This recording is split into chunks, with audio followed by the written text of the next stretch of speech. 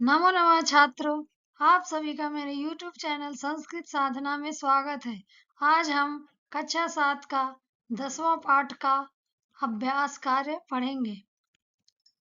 तो बच्चों शुरू करते हैं 10वां पाठ का अभ्यास। पहला प्रश्न है, प्रश्नानाम उत्तराणि एक पदेन लिखत, अर्थात प्रश्न के उत्तर एक शब्द में लिखे। क है, वृक्षे का प्रतिवसति स्म, पेड़ पर कौन रहता था? उत्तर है चटका यानी चिड़िया। ख है, वृक्षस्य अधः क आगतः, पेड़ के नीचे कौन आया? उत्तर है गजः। ग है, गजः केन शाखाम अत्रोटयत, हाथी किससे शाखाओं को तोड़ दिया? उत्तर है सुंडेन यानी सूंड से। घ है, काष्ठकूटः चटकाम कस्या समीपम आनयत, काष्ठकूट चिड़िया को किसके पास ले गया? उत्तर है मक्षिकायाः, मक्खी के पास। आखिरी है, मक्षिकायाः मित्रम क आसीत, मक्खी का मित्र कौन था? उत्तर है मंडूकः यानी मेढक। प्रश्न नंबर दूसरा है, रेखांकितानि पदानि आधृत्य प्रश्न निर्माणम कुरुतः, रेखांकित पद के आधार पर प्रश्न निर्माण करें। क है, कालेन चटकायाः संतति जाता, समय के अनुसार चिड़िया को संतान हुई। चिड़िया को तो हम प्रश्न बनाएंगे किसको, तो इसके लिए हम लिखेंगे कालेन कस्याः संतति जाता, समय के अनुसार किसको संतान हुई। और लास्ट में प्रश्नवाचक चिन्ह जरूर लगाएंगे। ख है, चटकायाः नीडम भूवि अपतत, चिड़िए का घोंसला जमीन पर गिर गया। नीडम यानी घोंसला जमीन पर गिर गया, तो प्रश्न बनाएंगे क्या जमीन पर गिर गया? तो लिखेंगे चटकायाः किम भूवि अपतत, चिड़िए का क्या जमीन पर गिर गया। और प्रश्नवाचक चिन्ह जरूर लगाना है। गजस्य वधेनैव मम दुखम अपसरेत, हाथी के वध से ही मेरा दुख दूर होगा। तो प्रश्न बनेगा किसके वध से? तो हम लिखेंगे कस्य वधेनैव मम दुखम अपसरेत, किसके वध से ही मेरा दुख दूर होगा। और प्रश्नवाचक चिन्ह जरूर लगाएं। घ है, काष्ठकूटः चंचवा गजस्य नयने स्फोटयिष्यति, काष्ठकूट चोंच से हाथी के दोनों आंख फोड़ देगा। चंचवा यानी चोंच से, तो हम प्रश्न बनेगा किससे? तो हम लिखेंगे कया, काष्ठकूट कया गजस्य नयने स्फोटयिष्यति, काष्ठकूट किससे हाथी के दोनों आंख फोड़ देगा। प्रश्न नंबर तीसरा है, मंजुषातः क्रियापदानि चित्वा रिक्तस्थानानि पूरयत, मंजुषातः यानी पेटिका से क्रियापद चुनकर रिक्त स्थान की पूर्ति करें। क है, काष्ठकूट चंचवा गजस्य नयने स्फोटयिष्यति, काष्ठकूट चोंच से हाथी के दोनों आंखों को फोड़ देगा। मार्गे स्थितः अहमपि शब्दम करिष्यामि, मार्ग में स्थित मैं भी आवाज करूंगा। तृषार्तः गजः जलाशयम गमिष्यति, तृषार्तः प्यास से व्याकुल हाथी तालाब की तरफ जाएगा।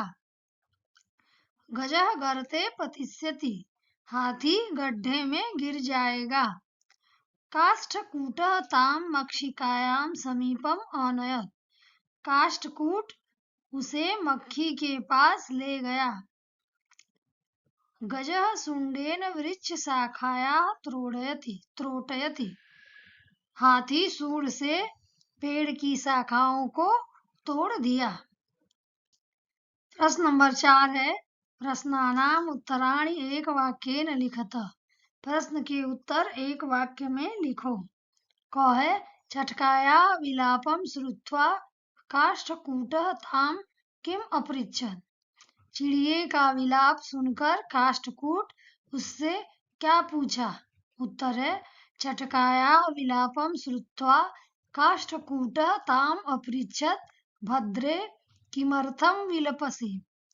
चिड़िए का विलाप सुनकर काष्ठकूट यानी कठफोड़वा उससे पूछा, भद्रे हे प्रिय क्यों रो रही हो। अगला है चटकायाः काष्ठकूटस्य च वार्तां श्रुत्वा मक्षिका किम अवदत्। चिड़िया और काष्ठकूट की बातें सुनकर मक्खी क्या बोली। उत्तर है चटकायाः काष्ठकूटस्य च वार्तां श्रुत्वा मक्षिका अवदत् ममापि मित्रं मण्डूकः मेघनादः अस्ति, शीघ्रं तमुपेत्य यथोचितं करिष्यामः। चिड़िया और काष्ठकूट की बातें सुनकर मक्षी बोली, मेरा भी मित्र मंडूकः यानी मेढक मेघनाद है, शीघ्र ही उसके पास जाकर जो उचित है वो करेंगे। ग है मेघनाद मक्षिकाम किम अवदत्। मेघनाद मक्खी से क्या बोला। उत्तर है मेघनाद मक्षिकाम अवदत् यथाहं कथयसि तथा करिष्यामः। मेघनाद मक्खी से बोला, जैसा मैं कहता हूँ वैसा करो। घ है चटका काष्ठकूटम किम अवदत्। चिड़िया कठफोड़वे से क्या बोली। उत्तर है चटका काष्ठकूटम अवदत् दुष्टेन एकेन गजेन मम संतति नासिता, तस्य गजस्य वधेनैव मम दुःखम अपसरेत्। चिड़िया काष्ठकूट से बोली, दुष्टेन एकेन गजेन, एक दुष्ट हाथी के द्वारा मेरी संतान का नाश किया गया। तस्य गजस्य, उस हाथी के वध से ही मेरा दुख दूर होगा। प्रश्न नंबर 5 है उदाहरणम् अनुसृत्य रिक्त स्थानानि पूरयत्। उदाहरण अनुसृत्य यानी उदाहरण के अनुसार रिक्त स्थान की पूर्ति करें। को है जैसे एक उदाहरण दिया गया है, प्रथम पुरुष के तीनों वचनों के रूप दिए गए हैं। प्रथम पुरुष में पठ धातु लिट लकार का तीनों वचन का रूप है पठिष्यति, पठिष्यतः, पठिष्यन्ति।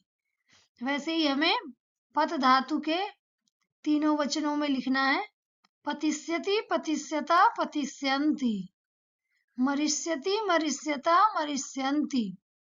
ख है मध्यम पुरुष गम धातु के तीनों वचनों का रूप गमिष्यसि, गमिष्यतः, गमिष्यत्, धाविष्यसि, धाविष्यतः, धाविष्यत्, क्रीडिष्यसि, क्रीडिष्यत्, क्रीडिष्यत्।